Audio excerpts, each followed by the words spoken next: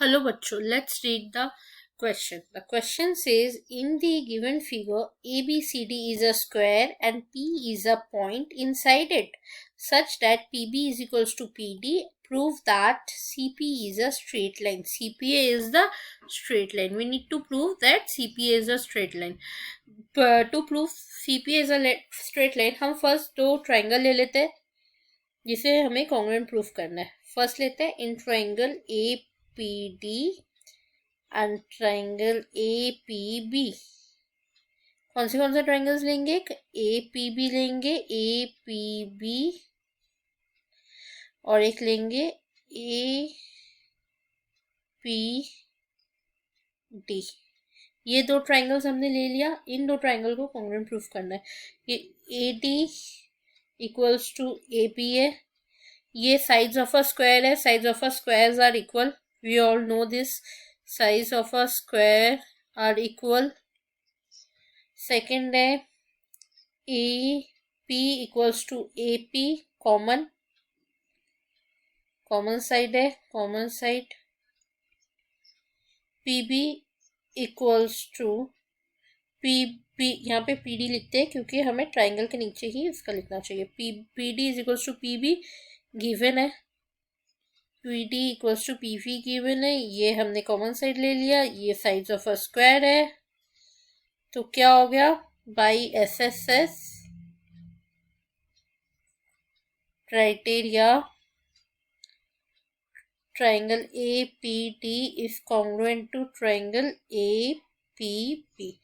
हमने triangle congruent proof कर दिया. अगर हमने ट्राइंगल कॉन्ग्रुएंट प्रूफ कर दिया तो इससे हमारा क्या कंक्लूजन निकल जाता है कि angle APD is equals to angle APB by CPCT rule, that is common part congruency triangle rule. ठीक है. अब हम दूसरा ट्राइंगल लेते हैं और दूसरे ट्राइंगल को भी कॉन्ग्रुएंट प्रूफ करते हैं. हमें हर एक ट्राइंगल को कॉन्ग्रुएंट प्रूफ करना पड़ेगा. फिर उसके बाद हम देखेंगे कि स्ट्रेट लाइन कैसे निकलता है. स्टेप बाय स्टेप देखते हैं. अब हम लेंगे in triangle CPD and triangle CPB. अब हम दूसरा ट्राइंगल लेंगे CPD. ये दो ट्राइंगल्स जो बचे हुए CPD और CPB, ये दो ट्राइंगल्स लेंगे. ये दो ट्राइंगल्स में भी हम लोग पहले लिख लेंगे CD equals to CP, size of a square same ऊपर में जैसे लिखे हमें दिया गया है.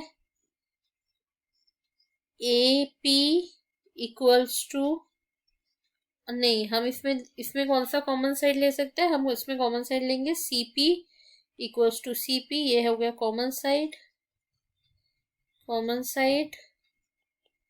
फिर हम देंगे PD इक्वल्स टू PB. ये हमारा गिवन है. ये भी by SS rule triangle CPD is congruent to triangle CPB. ये हमारा भी कॉन्ग्रुएंसी प्रूव्ड हो गया. इस कॉन्ग्रुएंसी से हम क्या क्या निकाल सकते हैं कंक्लूजन, ये देख लेते हैं. ये इससे निकलेगा therefore angle CPD is equals to angle CPB by CPCT rule, that is common part congruency triangle rule. ठीक है. अब हम ये इक्वेशन नंबर 2 ले लेते हैं और जो हमने इक्वेशन 1 निकाला था उसको हम 1 लिख लेंगे. फर्स्ट वाले कॉन्ग्रुएंसी से निकाला था. अब हम दोनों इक्वेशंस को ऐड कर देते हैं. ठीक है. एडिंग इक्वेशन 1 एंड 2, हम दोनों को ऐड कर देते हैं. Adding equation 1 and 2. ठीक है. Angle APD plus angle CPD equals to angle APB plus angle CPB. ये हमारा निकल गया है थर्ड इक्वेशन. ये दोनों इक्वेशन को हमने ऐड किया. ये दोनों इक्वेशन क्या था? कंक्लूजन था दोनों ट्राइंगल्स को कॉन्ग्रुएंट को प्रूफ करके. अब हम देखते हैं. नाउ ये क्या है? Angle APD. कौन सा एंगल लिया हमने? APD plus CPD plus APB plus CPB. देखो मैंने यहाँ पे मार्क कर दिया. ये क्या हो गया? 360 बन गया.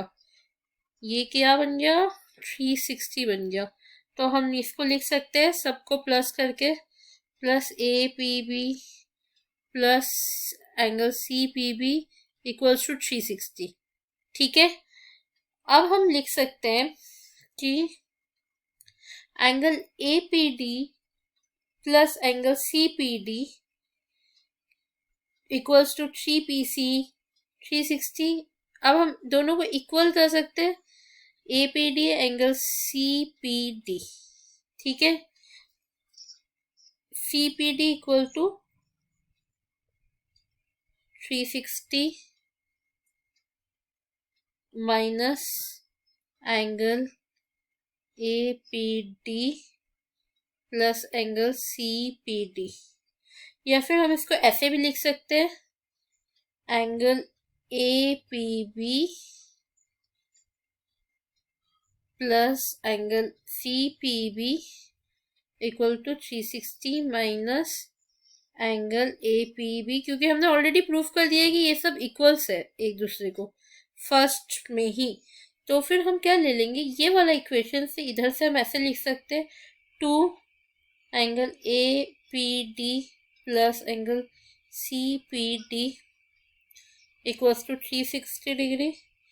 फिर यहाँ से निकल जाएगा angle A P D plus angle C P D equals to 360 by 2, that is 180 degree. 180 degree से क्या प्रूव हो गया, therefore it is prove that C P A is a straight line.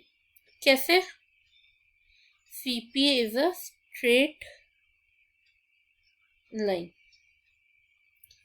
A P D C P D ये हमने proof कर दिया 180, क्योंकि हमने ऑलरेडी प्रूफ कर दिया था A P D is equals to A P B, C P D equals to C P B पहले ही। तो इससे हमें क्या प्रूव हो गया, C P A is a straight line. Hope you understood it well, best of luck.